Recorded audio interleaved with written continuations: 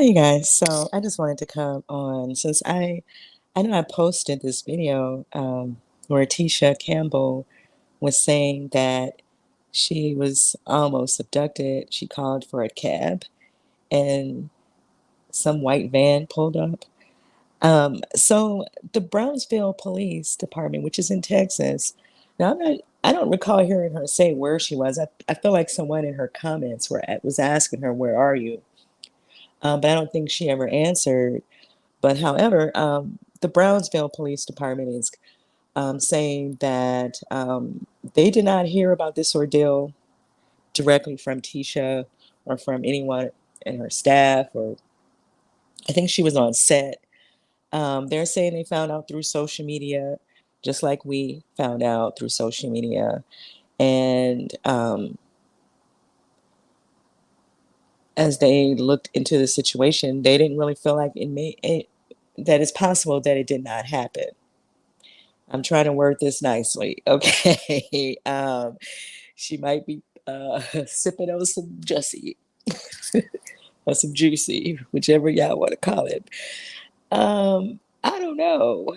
I don't know what to think of this. And as I think about it, like, how does she know they wanted to abduct her and put her in a human traffic market or whatever she was trying to say in that video?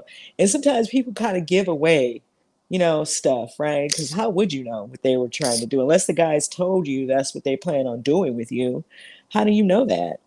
Um, so yeah, you really just kind of you just hope that these people don't come out doing things like this, right? There are real people, real children who are taken and used in these ways. It's not something to play with. Um, and so I don't understand what's going on with these folks, and as I call it, Coolwood. I don't know what's going on. I just don't get it. But I'm trying to still give her the benefit of the doubt. Now, she responded and said that she was in um, South Padre Island, Texas. She was not in Brownsville. But to my understanding, they're close by or something. They're like um, neighboring cities or areas. So I don't know. I don't know what to believe in that story. I would hope that she would not play with something like that. And at the same time, you wonder why. Why would anyone do that, right?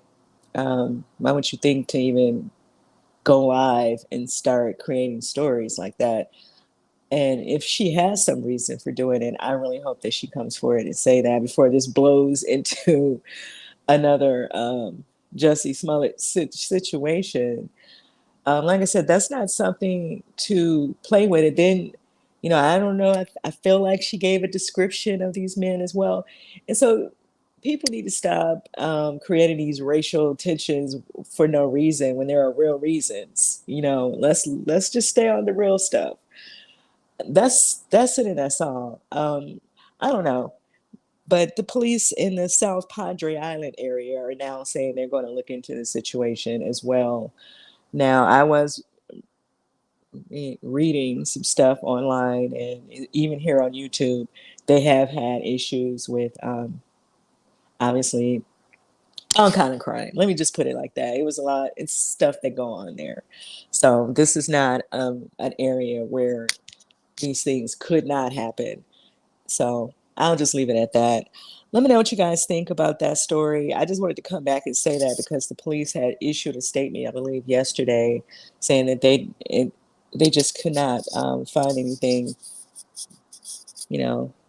security camera footage or anything of her in that moment. Or, you know, some hotels do have cameras on the outside and inside. So, and then I think even the hotels were saying they could not validate that she was there. And then sometimes celebrities don't check in places under their actual name, right? So I don't know. Let's just hope she's not playing with stuff like that.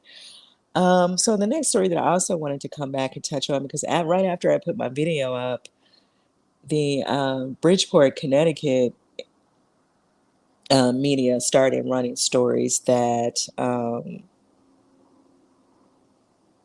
the mayor there was saying that two of the detectives that were supposed to be handling these cases for Field Smith, or Lauren Smith Fields, and Brenda Rawls, were suspended due to a lack of sensitivity to the public and failure to follow police policy. Yeah, I would say they were not following police policy by not collecting evidence, or, you know, handling that as if there were no crimes committed. They don't know that there were no crimes committed. So we can all agree on that. I don't care what angle you try to come from this. If they didn't look into it, if they're trying to say they need to wait on the medical examiner, you still should you know, record the room, collect as much evidence as you can, take pictures, do whatever it is that you can do. I almost feel like, don't they have a crime unit, investigation unit that comes in when these things are called in, right behind the police? I mean, I don't understand. I feel like everybody should be suspended that's involved, because what they're doing is that they have possibly allowed two murders to go, you know, undetected, and that's not okay. And so I was looking at the racial makeup of that city, and it's not predominantly black. It's more Hispanic than it is black now. But for them to have as many black people there as they have, there is just no reason for that. There is no one there in any type of authority role. So, in other words, anything can happen to black people. It don't matter how many of you guys are there. Nobody don't have to do their job, because nobody's going to look out for you.